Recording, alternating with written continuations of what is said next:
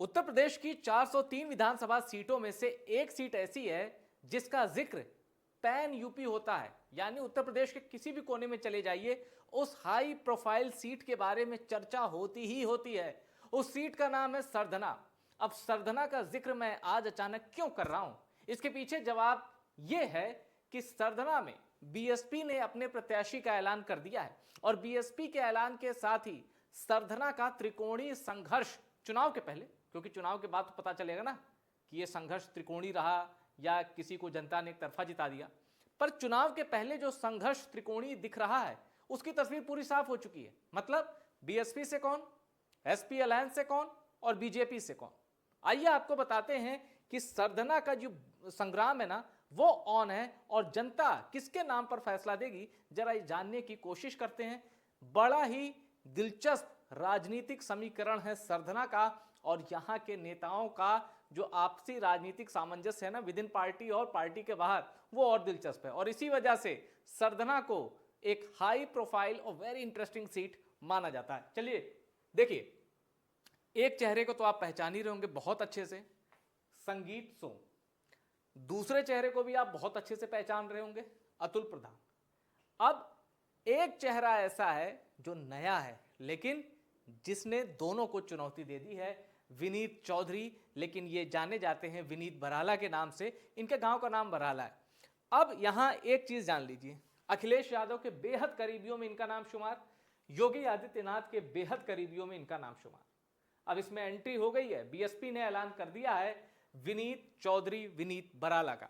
इनका political background भी बताऊंगा कैसे। इनके पिताजी मुलायम सिंह यादव से एसोसिएट थे, अखिलेश यादव ने भी इनको पद दिया था, लेकिन ये एसपी छोड़कर आ गए बीएसपी में। अब उसके पीछे की वजह भी बताएंगे और ठाकुर संगीत सिंह सोम के सामने कितनी बड़ी चुनौती है अतुल प्रधान इस बार, और अतुल प्रधान के सामने कितनी बड़ी चुनौती है संगीत सोम और विनीत बराला, इस पर भी जिक्र होगा। तो चलिए सबसे पहले ये तस्वीर देखिए विनीत चौधरी की। विनीत चौधरी और विनीत बराला इसलिए सुर्खियों में हैं, बसपा ने चौधरी विनीत बराला को प्रत्याशी बनाया।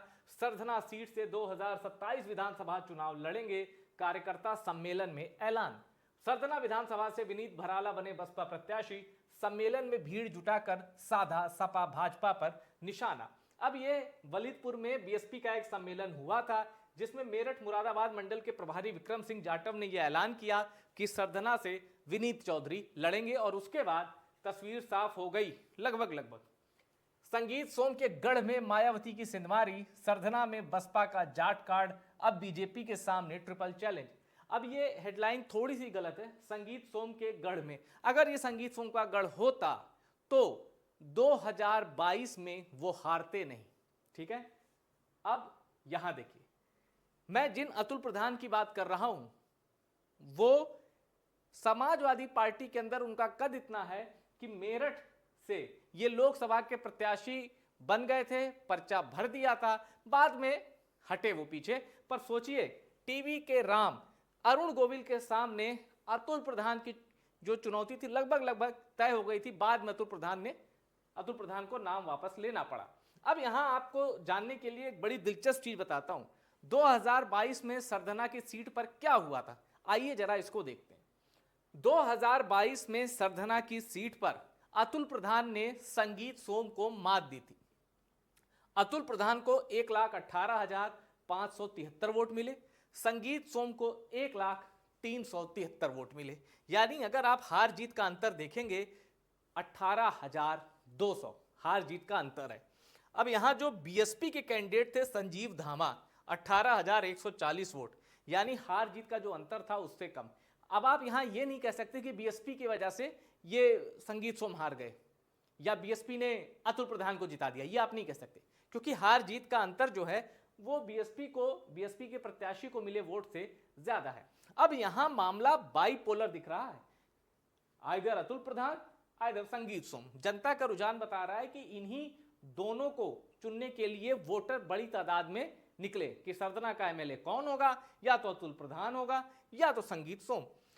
लेकिन 2007 में सरधना की सीट पर ही बीएसपी जीत चुकी है, बहुजन समाज पार्टी 2007 में जीत चुकी है और ये वो साल था जब बीएसपी उत्तर प्रदेश में अपने दम पर 206 सीटें लाकर पूर्ण बहुमत से सत्ता बनाती। अब ये जो है ये 2022 का आंकड़ा है। अब जरा देखते हैं 2017 में क्या हुआ था जब ये पलट गया था मामला। बीजेपी नंबर 1 थी, एसपी नंबर 2, यानी संगीत सोम जीत गए थे और अतुल प्रधान नंबर 2 पर थे। जरा देखिए, ये है 2017 का। संगीत सोम को 97,921 वोट मिले, यानी कुल पड़े वोटों का 40%। दूसरे नंबर पर अतुल प्रधान थे और ये वो साल था 2017 जब समाजवादी पार्टी का कांग्रेस के साथ गठबंधन था। अतुल प्रधान को 76,296 वोट मिले, यानी कुल पड़े वोटों का करीब करीब 31%। इसलिए आप समझ सकते हैं कि 9% सीधा अंतर था संगीत सोम अतुल प्रधान में। लेकिन अब यहां आप कह सकते हैं कि बीएसपी के प्रत्याशी ने अतुल प्रधान को हराया और संगीत सोम को जिताया। अब मैं ऐसा क्यों कह रहा हूं? हाजी इमरान याकूब बहुत एक चर्चित नाम भी था और बड़ी कंट्रोवर्शियल फिगर भी उत्तर प्रदेश की राजनीति में। हाजी इमरान याकूब बीएसपी से चुनाव लड़े और 57,000 से ज्यादा वोट पाया, यानी कुल पड़े वोटों का 23.9 यानी करीब करीब 24%। इसको आप 25% मान लीजिए, तो यानी हर चौथा वोट बीएसपी के प्रत्याशी को गया है। ठीक है, अब देखिए यहां बड़ी बात क्या है। बड़ी बात यह है कि मैं ये क्यों कह रहा हूं कि बीएसपी ने एसपी को हरा दिया, क्योंकि हाफिज इमरान याकूब को वोट मिले 57,000, तो इसमें मुस्लिम वोट भी बहुत होंगे। अब वो मुस्लिम वोट बीजेपी को तो गए नहीं होंगे, और अतुल प्रधान को वोट मिले 76,296, इसमें भी मुस्लिम वोट होंगे। तो मुस्लिम वोट यहां बटा है और संगीत सोम अच्छे मार्जिन से जीते हैं। अगर यह मार्जिन कम होता तो फिर खुल के कहा जा सकता था कि मुस्लिम वोट बटा और संगीत सोम जीत गए। लेकिन यहां चूंकि मार्जिन 21,000 है, हैंडसम मार्जिन है विधानसभा में, और 57,000 से ज्यादा वोट बीएसपी का प्रत्याशी पा गया, इसलिए यहां भी कहा जा सकता है कि बीएसपी के प्रत्याशी की वजह से अतुल प्रधान हारे और संगीत सोम जीते। लेकिन 2012 में क्या हुआ? 2012 में जब पूरे उत्तर प्रदेश में बीजेपी की हालत खराब थी, तब भी संगीत सोम ये सीट निकालने में कामयाब थे और अतुल प्रधान उसमें शायद तीसरे या चौथे नंबर पर थे। 2012 का जो विधानसभा था, आरएलडी के वकील चौधरी मुश्किल से 4,000 वोट पा पाए, तो इनकी तो गिनती नहीं। अब ये मैंने आपको बता दिया 22 में क्या हुआ, 17 में क्या हुआ, और 2012 में यही जीते थे संगीत सोम ही, और अतुल प्रधान नंबर 3 या आई थिंक नंबर 4 या नंबर 3 पर थे। नंबर 3 पर, सेकंड पर बीएसपी का कैंडिडेट था।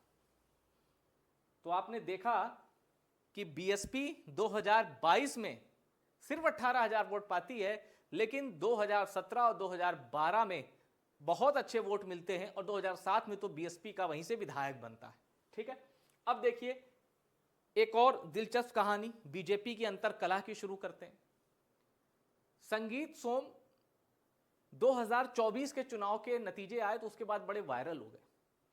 वह आप कहेंगे कि संगीत सोम तो विधानसभा लड़ते हैं, वायरल क्यों हुए? 2024 में तो लोकसभा के नतीजे आए थे। इसलिए हो गए क्योंकि मुजफ्फरनगर सीट पर बीजेपी के बड़े जाट नेता डॉक्टर संजीव बालियान हार गए, और 24,600 वोटों से हारे वो। हरिंदर मलिक जीत गए। संजीव बालियान ने खुलकर क्या कहा था, पहले वो देख लीजिए। लोकसभा चुनाव परिणाम आने के बाद मुजफ्फरनगर में प्रेस वार्ता कर पूर्व सांसद डॉक्टर संजीव बालियान ने सरधना के पूर्व विधायक संगीत सोम पर सपा को चुनाव लड़वाने का आरोप लगाया था। संगीत सोम ने भी कहा मेरठ कैंट के अपने आवास पर कि हम आरोपों का जवाब देंगे। अब इन्होंने जवाब ये दिया था कि देखो 2022 में मैं हारा, मैंने तो किसी पे आरोप नहीं लगाए, फिर संजीव बालियान मेरे ऊपर क्यों आरोप लगा रहे हैं। और यहां देखिए एक पेपर कटिंग और, संगीत सोम के गांव में सपा के हरेंद्र मलिक को ज्यादा वोट मिला। अब डॉक्टर संजीव बालियान जो कि बीजेपी के नेता हैं, पूर्व सांसद हैं, इन्होंने कहा था कि मुजफ्फरनगर में संगीत सोम ने राजनीतिक शरारत कर दी। शरारत मतलब है दोनों बीजेपी में, लेकिन इन्होंने अपनी ताकत लगाई, इनका आरोप है, इनको हराने में और हरेंद्र मलिक को जिताने में। और इन दोनों के बीच राजनीतिक तौर पर रिश्ते अच्छे नहीं हैं, एक दूसरे के विरोधी माने जाते हैं। डॉक्टर संजीव बालियान और संगीत सोम। अब हम जरा फिर लौटते हैं सरधना के इशू पर। आप चौंक जाएंगे, जानकर चौंक जाएंगे, बहुत से लोगों को यह नहीं पता होगा कि संगीत सोम ने अपना पहला लोकसभा इलेक्शन समाजवादी पार्टी के टिकट पर लड़ा था। फिर से सुन लीजिए, संगीत सोम जो कि सूबे में हिंदुत्व का चेहरा माने जाते हैं, फायर ब्रांड लीडर हैं, वो संगीत सोम 2009 में समाजवादी पार्टी के टिकट पर चुनाव लड़े थे। हाल क्या हुआ था वो देख लीजिए आप। ये 2009 का लोकसभा चुनाव है। बीएसपी के कादिर राणा ये चुनाव जीत गए थे मुजफ्फरनगर से, 3.25 लाख वोट मिला था। दूसरे नंबर पर आरएलडी की अनुराधा चौधरी थी, अजीत सिंह की बहुत करीबी। और जब अजीत सिंह किसी भी सत्ता में भागीदार होते थे, पश्चिम यूपी में तूती बोलती थी अनुराधा चौधरी की। जो लोग इस नाम से परिचित नहीं हैं, जरा अपने सीनियर से, अपने वरिष्ठों से जरा पूछें, इस नाम की तूती बोलती थी, मिनी चीफ मिनिस्टर माना जाता था, चू नहीं करता था कोई अनुराधा चौधरी के आगे। खैर, अनुराधा चौधरी सिर्फ 20,000 वोटों से हारी। अब देखिए समाजवादी पार्टी से कौन है प्रत्याशी। समाजवादी पार्टी से प्रत्याशी ठाकुर संगीत सिंह सोम। कितने वोट पाए? 1,06,000। और देखिए एक और करिश्मा, कांग्रेस से हरिंदर मलिक 73,000 वोट पाए। अब इसी सीट पर ये चौथे नंबर वाले सांसद हैं। इन पर आरोप लगा कि आपने इनको सांसद बना दिया, है ना दिलचस्प आंकड़ा। अब कुछ काम की बात देखिए, ये जो सीट है सरधना विधानसभा सीट, यहां सबसे ज्यादा है मुस्लिम वोट, और यही है संगीत सोम की दिक्कत। लेकिन एक राहत भी है। संगीत सोम की राहत यह है कि अगर एसपी का कैंडिडेट, बीएसपी कैंडिडेट, ये दोनों मजबूती से लड़ गए तो फायदा होगा संगीत सोम को, क्योंकि मुस्लिम वोट बटेगा। अब आगे कहानी देखिए। ठाकुर राजपूत मतदाता 60,000 से 65,000, जाट मतदाता 50,000, दलित मतदाता 45,000 से 50,000, और गुजर वोटर जो है वो 40,000 से 45,000 है। यानी सबसे ज्यादा मुस्लिम वोटर है, फिर राजपूत वोटर जो कि संगीत सोम खुद है, फिर जाट वोटर, फिर दलित वोटर, फिर गुर्जर वोटर। अब यहां ये जो इक्वेशन है ना, ये सरधना के समीकरण को और ज्यादा इंटरेस्टिंग बनाती है, क्योंकि असली कहानी अब खुलती है। देखिए, विनीत बराला बीएसपी जाट समुदाय से आते हैं, ठीक है। ठाकुर संगीत सिंह सोम राजपूत कम्युनिटी हो गई। अतुल प्रधान गुर्जर कम्युनिटी। 2022 में चूंकि आरएलडी भी समाजवादी पार्टी के साथ थी, यह माना गया कि जाट वोटर चले गए गुर्जर कैंडिडेट के साथ। जाट गुर्जर एकता चुनाव में देखने को मिली और अतुल प्रधान जीत गए। इस बार क्या है? इस बार जाट मजबूत प्रत्याशी प्रदेश सचिव रह चुके हैं बाय द वे, इसलिए मैं इनको मजबूत कर रहा हूं, अखिलेश यादव की सरकार में। और इनके पिताजी, उनकी हत्या हो गई थी 18 साल पहले, वो भी मुलायम सिंह यादव के बड़े करीबी थे। संगीत सोम राजपूत कम्युनिटी, और दूसरे नंबर पर मुस्लिम वोटर के बाद सबसे ज्यादा यही है। अतुल प्रधान गुर्जर कम्युनिटी, और बड़े ही एक दबंग छवि वाले नेता हैं इलाके में, जितने पॉपुलर हैं उतने ही दबंग भी माने जाते हैं।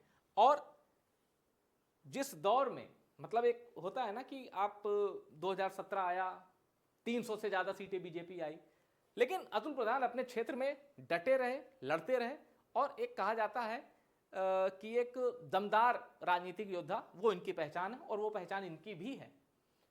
अब अगर बीएसपी को जनता ने गंभीरता से लिया, लड़ाई बाइपोलर होने की बजाय ट्रायंगुलर हो गई, और ये दलित वोटर के साथ साथ मुस्लिम वोट खींचने में भी कामयाब रहे, तो सरधना के नतीजे चौंका सकते हैं। और अगर मुस्लिम वोटर ने यह समझा कि जो बीजेपी को हराएगा हम उधर ही जाएंगे, तो अतुल प्रधान फिर से आपको विधायक बनते हुए दिख जाएंगे। लेकिन संगीत सोम को हल्के में लेना भारी गलती होगी। फिर याद रखिएगा 2012 में जब बीजेपी 50 सीट भी नहीं पाई थी, संगीत सोम तब विधायक बने थे। हाँ, मुस्लिम वोट बटे थे तो संगीत सोम की किस्मत खुली थी। इस बार भी मुस्लिम वोट बट गए तो संगीत सोम के लिए चुनाव जीतना आसान हो जाएगा। मुस्लिम वोट नहीं बटा, इनके लिए फायदा है। और यह पूरा चुनाव डिपेंड करता है विनीत बराला कैसे लड़ते हैं। अच्छे लड़ गए, क्या पता ये सबको चौंका दें, ये भी हो सकता है, क्योंकि मैंने आपको बताया 2022 छोड़कर बसपा को बहुत अच्छे वोट मिले सरधना की सीट पर, और 2007 में तो बीएसपी का एमएलए चुना गया था वहां। लड़ाई बहुत इंटरेस्टिंग है। सरधना उत्तर प्रदेश की सबसे हाई प्रोफाइल सीट में से एक थी, है और रहेगी। कमेंट करके बताइए कौन जीतेगा सरधना का संग्राम। आपके कमेंट का मैं वेट कर रहा हूं। वीडियो पसंद आए शेयर करिए और टॉप सीक्रेट को अपना प्यार देते रहिए। लाइक शेयर सब्सक्राइब जरूर करिए।